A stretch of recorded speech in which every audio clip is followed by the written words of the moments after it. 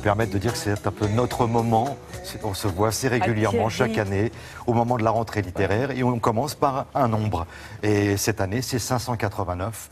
C'est le nombre de livres qui sont empilés dans votre bureau et que vous allez devoir lire pour la rentrée. Voilà, et que vous allez pouvoir trouver dans les librairies à partir de demain. Alors, il y en a moins que l'année dernière, figurez-vous. Il y en a 18 de moins que l'année dernière.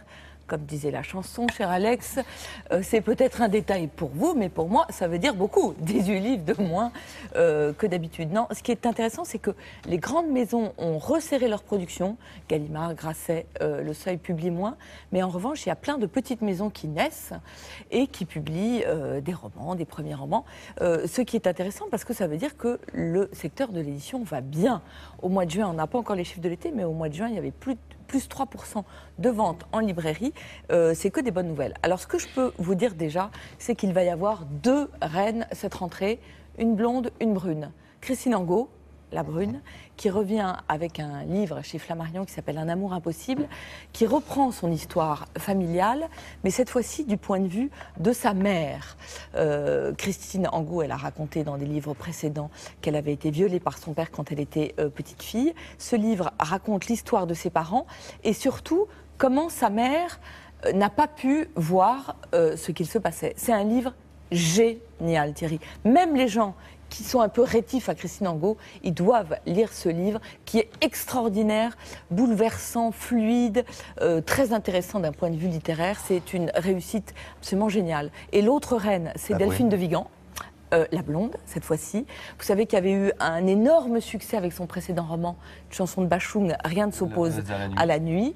Et on se demandait, où elle parlait de sa maman, de son histoire familiale, et on se disait, mais qu'est-ce qu'elle va pouvoir faire après ce livre si fort, en plus un best-seller énorme.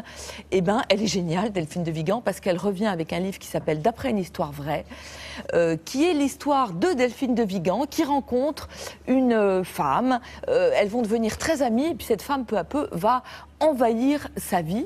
Ça s'appelle D'après une histoire vraie, mais est-ce que c'est vrai? On ne sait pas, et Delphine de Vigan, elle pose la question de la rentrée. Est-ce que le réel, est-ce que si je vous raconte une histoire vraie, est-ce que c'est mieux, est-ce que c'est plus important qu'une fiction? C'est une question vraiment qui infuse dans tous les romans de la rentrée, où on va découvrir, vous savez, on a longtemps parlé de l'autofiction, et bien la question de la rentrée, c'est l'exofiction. C'est que vous prenez un personnage réel et vous racontez sa vie dans un roman. Je vais vous en reparler, il y a un livre sublime qui s'appelle Eva de Simon Liberati, qui est aussi un des titres phares de la rentrée. Elle a un certain talent pour les titres, Delphine de Vigan, je trouve. Absolument, D'après une histoire vraie, c'est chez Lattès et c'est génial. Je vous reparle de ça très vite, mais une tradition avec vous, Thierry, c'est qu'on commence toujours par le livre d'Amélie Nothomb, qui chaque année en publie un. C'est le 24e, en 24 ans, hein, chaque année, comme un métronome. Ça sort chez Albin Michel, Le crime du comte Neuville. Alors chaque année, moi, quand je rentre de vacances, on me dit comment il est le nouveau Nothomb. Alors le nouveau Nothomb, il est, je trouve, très plaisant. L'idée est très très amusante. Vous avez un monsieur, sa fille fait une fugue, sa fille s'appelle Sérieuse, vous savez, on est chez Amélie Nothomb, il y a toujours des prénoms un peu curieux. Il va la retrouver chez une voyante qui a récupéré sa fille adolescente et elle lui fait une prédiction, elle lui dit « Vous allez tuer un hôte à une réception que vous allez donner ». Et effectivement, le comte Neuville va donner une réception. Malheureusement, sa famille est ruinée et il va donner une grande réception avant de vendre le domaine familial. Et le comte est très embêté, non pas parce qu'il va tuer quelqu'un, mais parce que ça ne se fait pas de tuer quelqu'un et ça ne se fait pas du tout de tuer surtout un invité.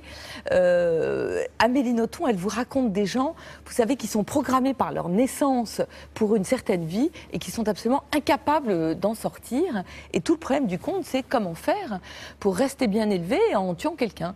Et comment la voyance, parfois, vous programme ou vous déprogramme. C'est-à-dire que vous finissez par ne penser qu'à ce qui vous a été prédit. Exactement. Donc tout le livre, c'est comment trouver une solution miracle sans être mal élevé. Sa fille Sérieuse va lui proposer une solution. Voilà, moi je trouve que c'est très intéressant. C'est un roman belge d'Amélie Nothomb. Ça se passe dans les Ardennes belges, au cœur de l'aristocratie belge. Je suis sûre, sans le savoir vraiment d'ailleurs, qu'il y a beaucoup de choses d'elle. Je trouve que c'est un livre très touchant et puis dont la fin, malheureusement, je trouve, laisse sur sa fin, si je puis dire. Voilà, donc vous lisez pas les 2 dernières pages, c'est pas grave, le livre vaut quand même, mais je trouve que la fin n'est pas tout à fait à la hauteur du livre. C'est chez Albin Michel. Alors là, ça c'est bien parce que là, pour les matheux, comme moi, là, ça c'est l'idéal. Voilà, Multiplication de Stéphanie Blake. C'est un auteur pour les enfants formidable. Elle a inventé Simon le lapin et elle a déjà un livre à l'école des loisirs qui est un classique qui s'appelle Cacaboudin. Si vous n'avez pas lu ça à vos enfants, suivant mon expression consacrée, vous prenez votre petite papate et vous courez à la librairie l'acheter parce que c'est génial. Là, on retrouve Simon le lapin qui est interrogé à l'école autour des tables de multiplication et il ne les sait pas. Il ne comprend rien. Et du coup, à l'école, il y a un de ses petits copains, Ferdinand, qui se moque de lui, qui lui dit « Si tu sais pas compter, retourne chez les bébés, et moi, je ne joue plus avec toi. » Du coup, Simon est extrêmement fâché.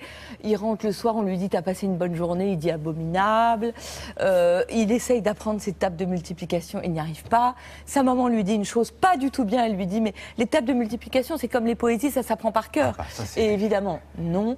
Alors, Simon n'arrive pas à dormir. Faut se souvenir de la mélodie. Après, les paroles, c'est autre chose. C'est Ah, c'est pas mal, 3 x 3, 9. Tu apprends d'abord la musique et ensuite tu mets les paroles. On a Mais eu les mêmes surtout, profs, Simon, Alex. Exactement. Simon, il va prendre, pendant une insomnie, il va prendre ses billes et il va essayer de faire 3 x 2 et il va enfin comprendre comment marchent les tables de multiplication. C'est un livre génial parce qu'il est tendre, parce qu'il est drôle et surtout parce qu'il perce le mystère des tables de multiplication. Voilà. C'est chez l'École des loisirs qui fête ses 50 ans. À partir du 1er octobre, vous aurez une énorme exposition au Musée des Arts Décoratifs avec tous les personnages de l'École des loisirs. On ira parce que c'est une des meilleures maisons d'édition pour les enfants. Ah, c'est la rentrée pour les grands et puis c'est aussi la rentrée pour les petits. Bravo. Merci beaucoup. Merci C'était bien Thierry. préparé. C'était mieux préparé que ma chronique. Je m'aperçois que cette chronique Les est très deux bien étaient préparée. bien. Non, Non, si, c'est mais très bien ne fait. te Mais si, couvre mais non. pas d'ortie dès la première mais chronique. l'émission n'est pas Je suis terminée. bluffé.